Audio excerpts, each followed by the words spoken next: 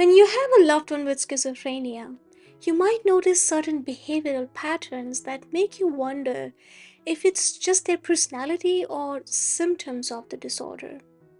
If you have been following us since the beginning of our series launch, you probably already watched our previous episodes covering some of the aspects of this question.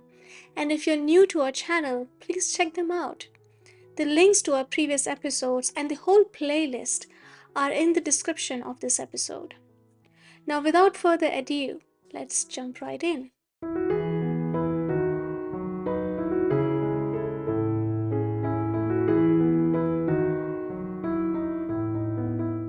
Hi, and welcome back to our Care Guide series. This is part 1, episode number 5. We talked about the key positive symptoms in the previous episode, such as hallucinations, delusions, and disorganization. With that covered, it's now time to go through negative symptoms of schizophrenia. These are things that people with schizophrenia do not do that other people usually do. Essentially, these are sort of behavioral deficits. The first one on the list is about not showing any emotions. Some clinicians might call it wooden appearance. Basically, not having any expressions on your face when you talk. An example would be your loved one is telling you about something happy, but their face shows no sign of enthusiasm. The technical term for this is flat or blunted affect. Then there is apathy. It's the indifference or a complete lack of interest in anything. Basically, the feeling of, I don't care. So the person might not care about their work, relationships, vacations, or daily activities. They may still be able to find pleasure sometimes for certain activities, and that's what differentiates this symptom from the next type of negative symptom, anhedonia. This means not finding pleasure or happiness in activities that used to bring happiness in the person before the onset of their schizophrenia. It could include reduced or lack of interest in sexual activities, for example. Now, that doesn't mean that being asexual is a symptom of schizophrenia. It could very well be a personality trait for someone. But for someone who has schizophrenia, there might be reduced interest in activities that used to be pleasurable as a result of the disorder and not because of their personality trait. Now, I use the phrase lack of interest in sexual activities as an example. Anhedonia is not as specific to just that. It simply means not having interest in things or activities that bring pleasure usually. So, it could also include having, let's say, no excitement to eat your favorite food or feeling content with that, or not feeling any happiness or joy despite having a joyful day. Sometimes people can experience happiness while performing a pleasurable activity, but they can't imagine in advance that a particular activity would bring happiness to them.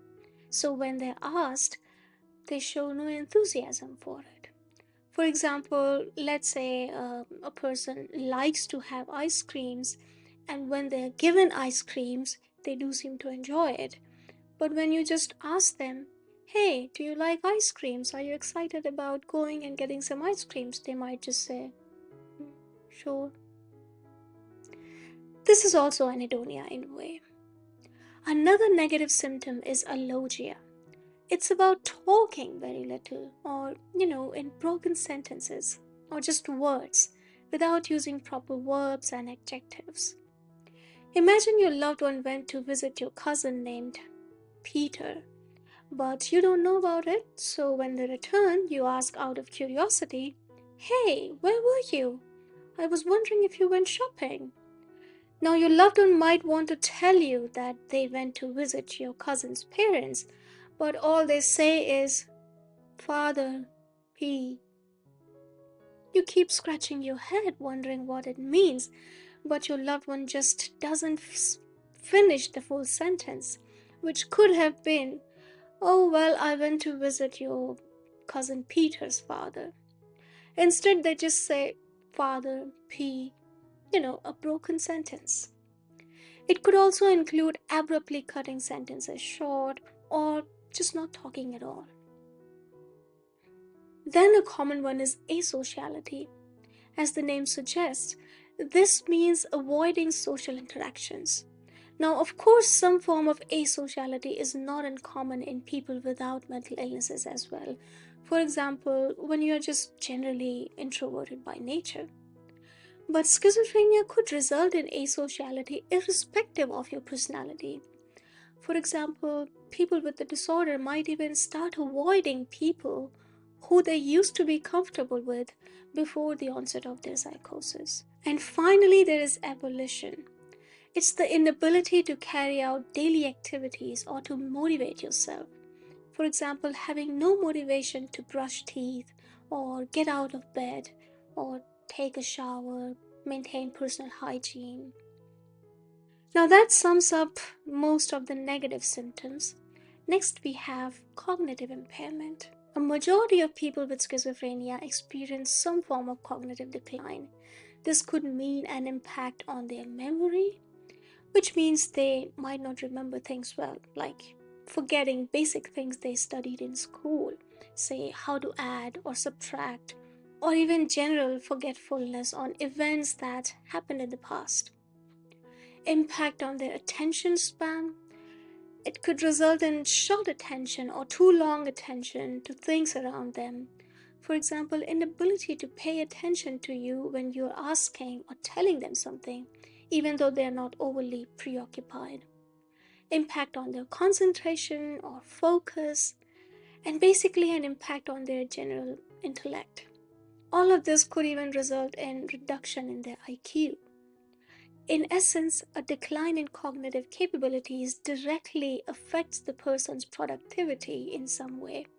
For example, a decline in their grades if they are students, or in their work performances if they are working professionals.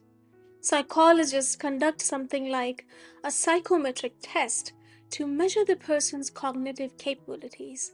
This helps in understanding a person's cognitive abilities at the time of the test, and when the same or similar tests are done over a period of time, repeatedly, it could help in determining whether there has been a further decline or improvement in someone's cognitive abilities. Now, it's important to note that there are also people with schizophrenia who don't experience significant cognitive decline, at least not to the extent that they just can't function anymore. In some cases, with good treatment regime and regular follow-ups with the medical team, some people remain very functional.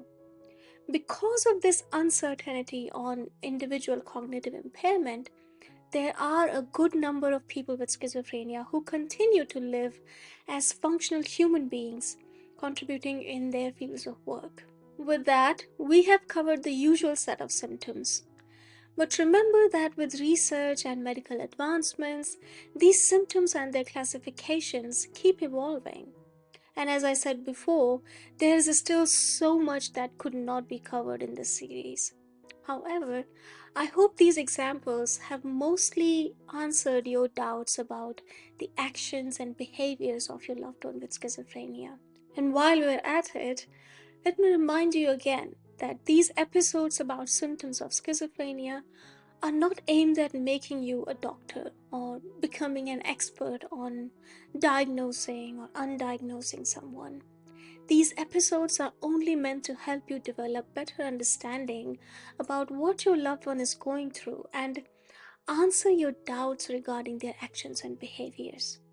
Always, always consult a licensed psychiatrist for diagnosis and treatment plans. Now, before I call it a day, I do want to bring your attention to something that often gets missed, even though many mental health professionals do consider it almost as a symptom of schizophrenia. It's called lack of insight. In medical terms, it means that the person doesn't understand and can't be convinced that they have a disorder. You might be surprised to know that there is a neurological explanation to this. But this topic is a little complicated, and I feel it's best to talk about it after all the episodes in part 1 are over. So keep watching. By the end of this part of the series, we'll talk about all the different reasons behind refusal to seek treatment and whether or not that's part of schizophrenia itself.